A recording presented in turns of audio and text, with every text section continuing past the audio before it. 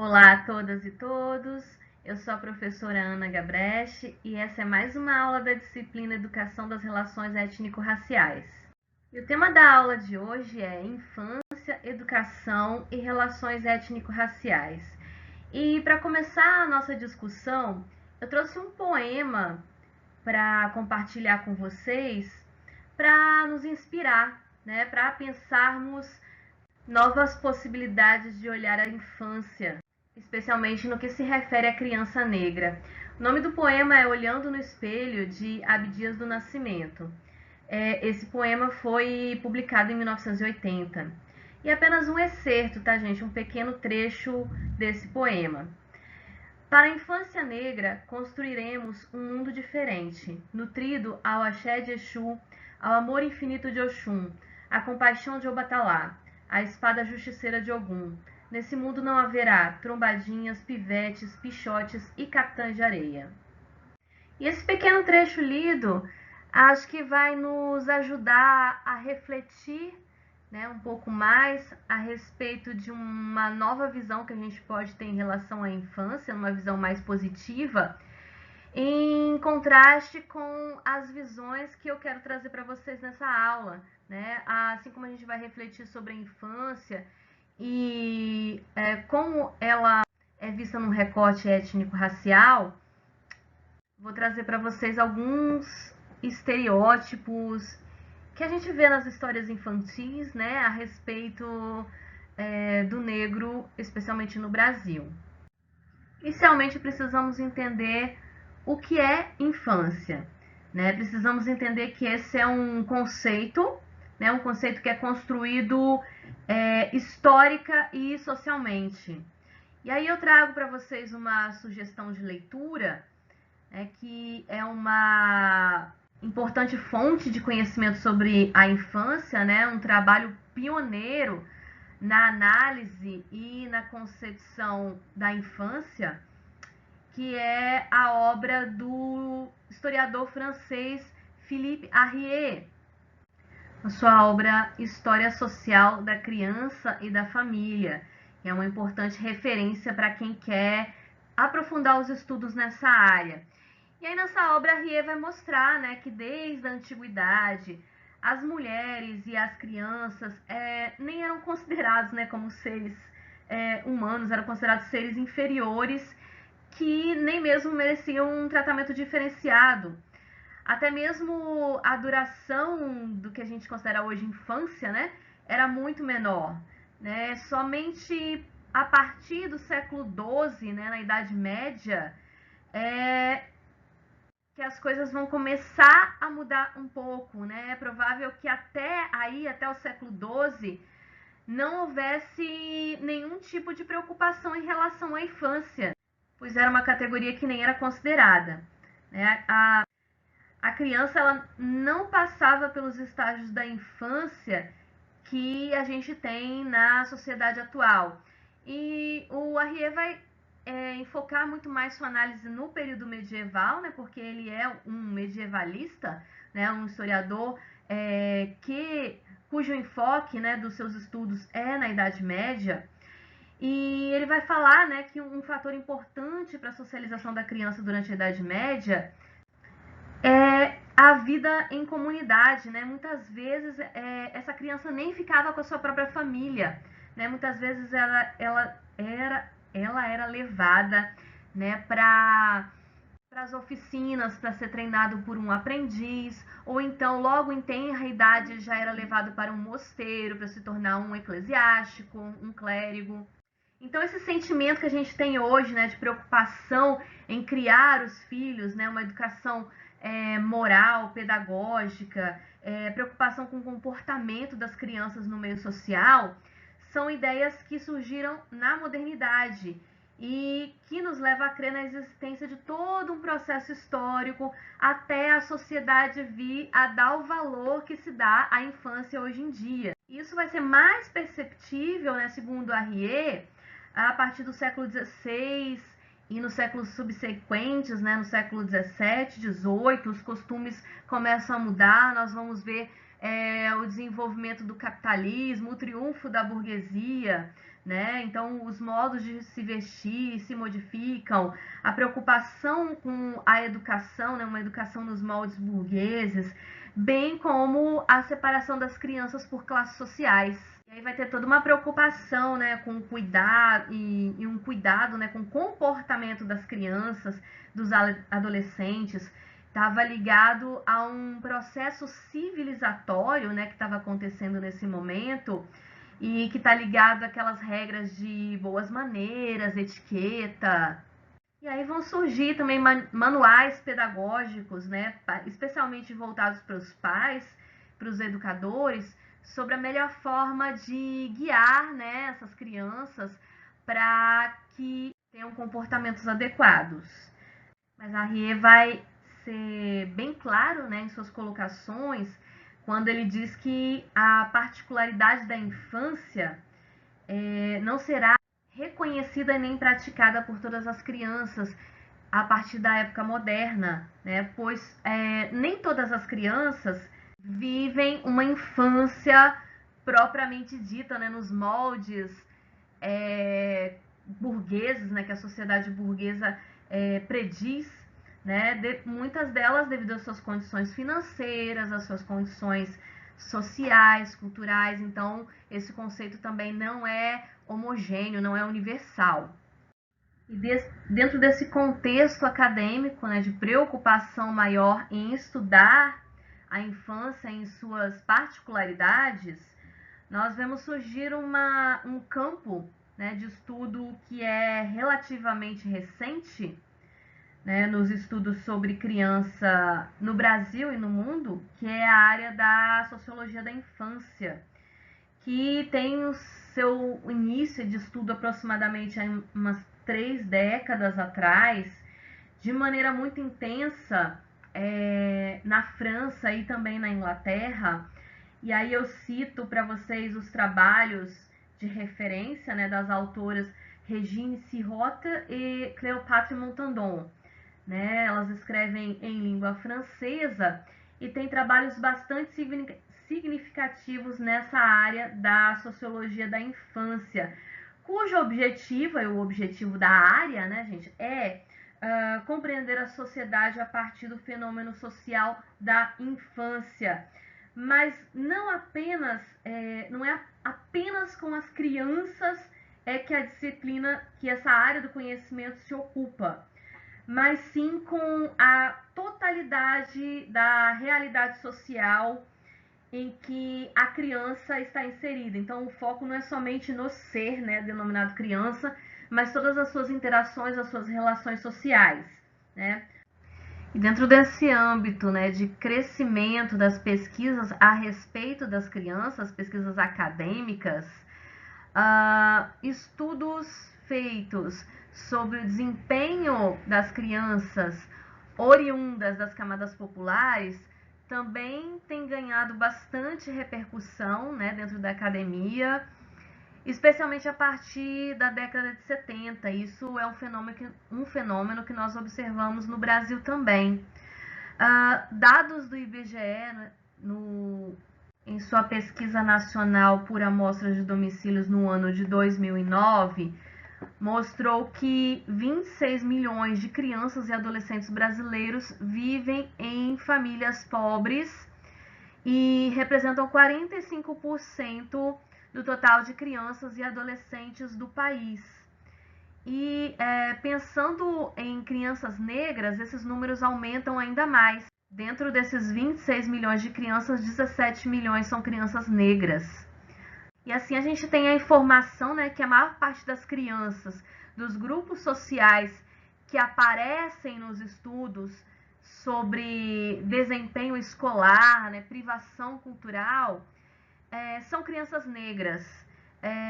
Muito embora a questão racial não apareça com muita intensidade nos trabalhos acadêmicos, não é essencialmente o foco desses trabalhos, né? Então, parece que não há uma grande preocupação então em fazer esse tipo de estudo, esse recorte.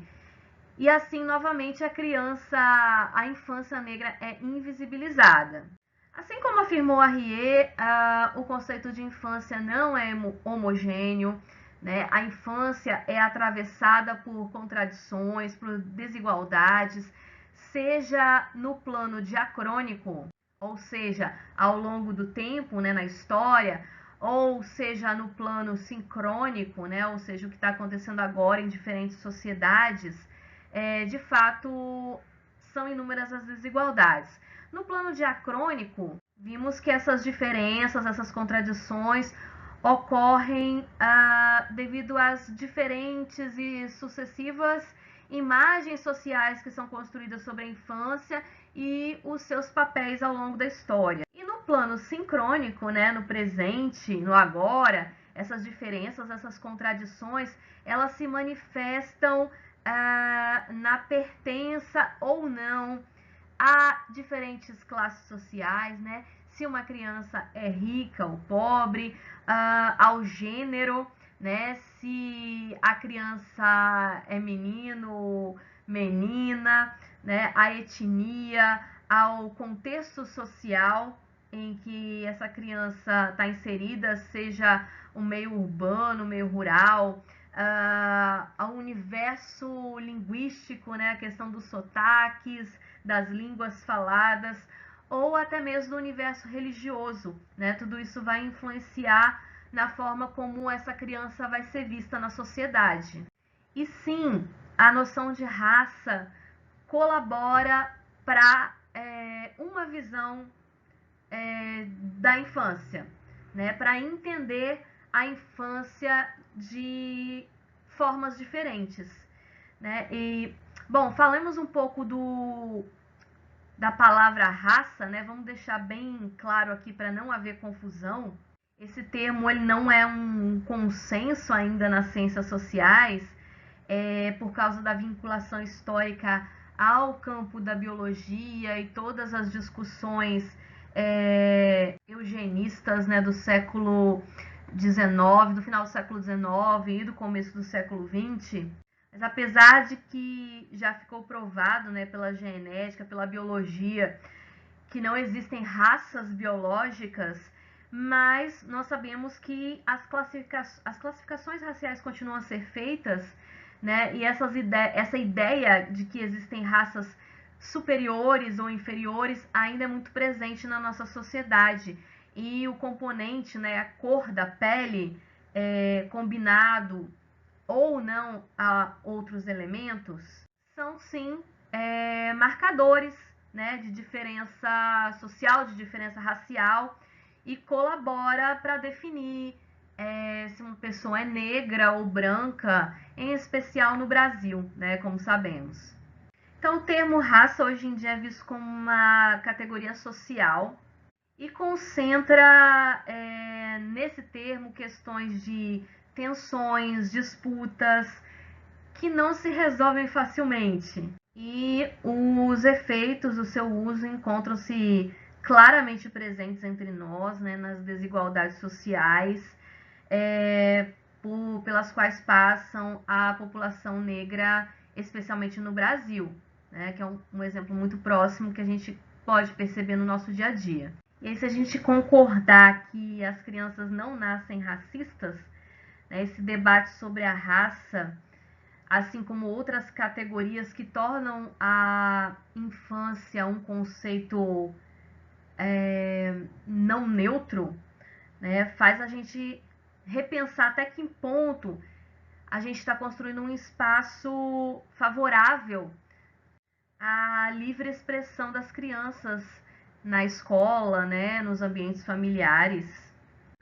Bom, e após essa apresentação, né, do que é esse campo de estudo sobre a criança, né, o que é a sociologia da infância, eu gostaria na aula de hoje fazer algumas interações dessa área do conhecimento com outras das ciências humanas.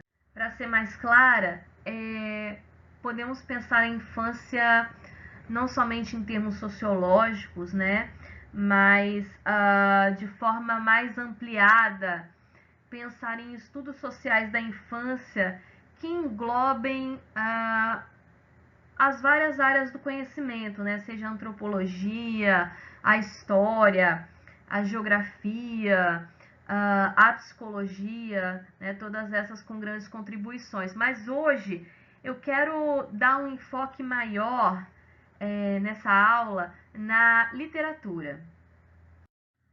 Para debater alguns estereótipos raciais que aparecem na literatura infantil, eu vou levantar com vocês aqui algumas questões trabalhadas no capítulo, em um capítulo de um livro fundamental para a nossa disciplina, né, que é o livro organizado pelo professor Kabengele Munanga, né, Superando o Racismo na Escola, e é o capítulo da professora Heloísa Pires Lima, né, Personagens Negros, um breve perfil na literatura infanto-juvenil, e nesse capítulo ela nos propõe a lançar um novo olhar, né, pensar como os personagens negros são apresentados nos livros infantis, e ela traz especialmente os exemplos de livros infantis do começo do século XX no Brasil, e fazer com que a gente entenda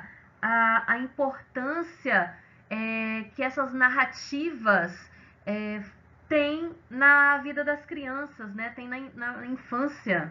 Essas narrativas, essas histórias, né, voltadas para um leitor mais jovem, apresentam então o dinamismo das diferentes culturas humanas e são um espaço de formação de opiniões, né, significados, desenvolvimento de emoções, sonhos, imaginação, e acabam participando de forma fundamental na construção de mundo da criança. E ela chama atenção que toda a obra literária transmite, não essencialmente as infanto-juvenis, né, as voltadas para o público infantil, transmitem mensagens que estão para além do texto escrito, né? Muitas vezes esses livros destinados às crianças, eles têm muitas imagens, né? Eles são ricamente ilustrados, e as imagens também constroem enredos e cristalizam percepções a respeito do mundo. E se a gente examinar essas imagens em conjunto, né, com o texto, elas vão expressar uma parte da cultura de uma sociedade. E a cultura, ela informa, né, por meio dos seus símbolos, dos seus valores, das suas crenças, que vão orientar, né, o leitor nas diferentes formas de perceber o mundo. E nem precisa ser leitor, né? Muitas vezes as histórias estão aí no imaginário, são histórias que estão aí no imaginário popular, sem mesmo que você tenha lido, né? Você não precisa ter lido a obra de Monteiro Lobato, né, para você ter ouvido falar da Dona Benta, da Tia Anastácia, da Narizinho e tantos outros personagens. Então devemos pensar com cuidado, né, que esse universo literário, ele é um construtor de identidades também. E por isso que a autora chama tanta atenção para a importância da literatura na formação de opiniões e também sobre a forma como nós vemos o mundo, como nós vemos a nós mesmos e ao outro. E ela também vai traçando uma série de estereótipos, né, de como os personagens negros aparecem nas histórias infantis. Em primeiro lugar, nós somos convidados, nós somos chamados a refletir.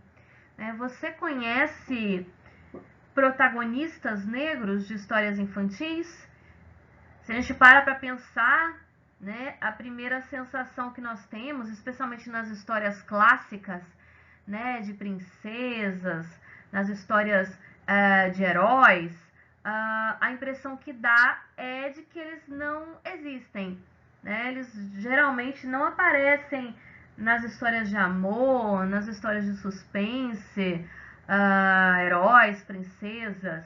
Então, a princípio, a impressão é de que eles são invisíveis, né? Eles não estão visíveis nos repertórios mais comuns de histórias infantis.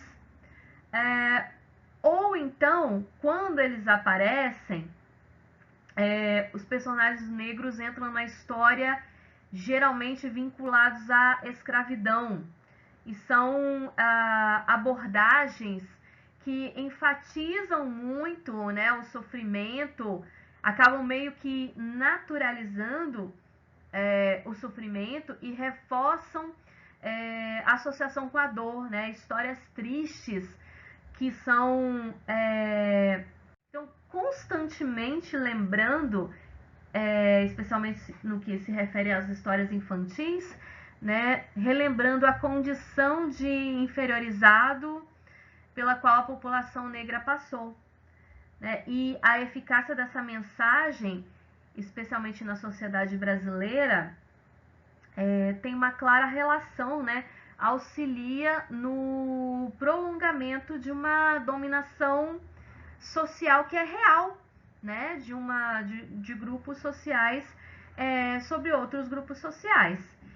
E aí esse modelo, né, do escravizado, que é repetido constantemente, né, que aparece nos livros, aparece também nos filmes, nas novelas, né, marca então a população, um setor da população brasileira como sendo inferiorizada, ficou na história como perdedora e atrapalha também a percepção da criança de que ela pode executar outros papéis na sociedade que não sejam posições subalternas. E aí, pessoal, quero deixar bem claro, né, que a crítica não está no fato de contar histórias sobre a escravidão, não é esse o problema, né? Mas a forma como esse tema é abordado.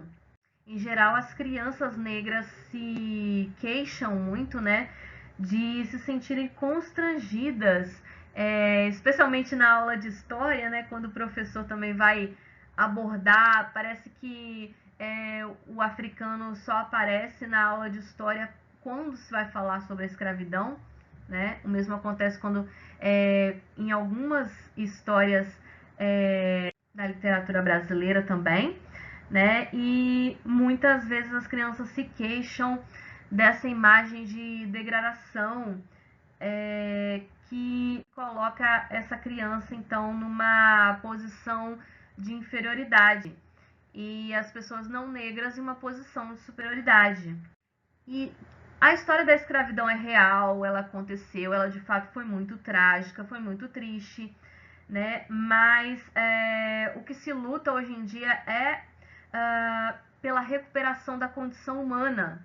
O que se quer é que essa não seja a quase única imagem apresentada para que as crianças negras se reconheçam, né? Restringir demais o que ela pode ser, né, impede que ela perceba as demais escalas de identificação.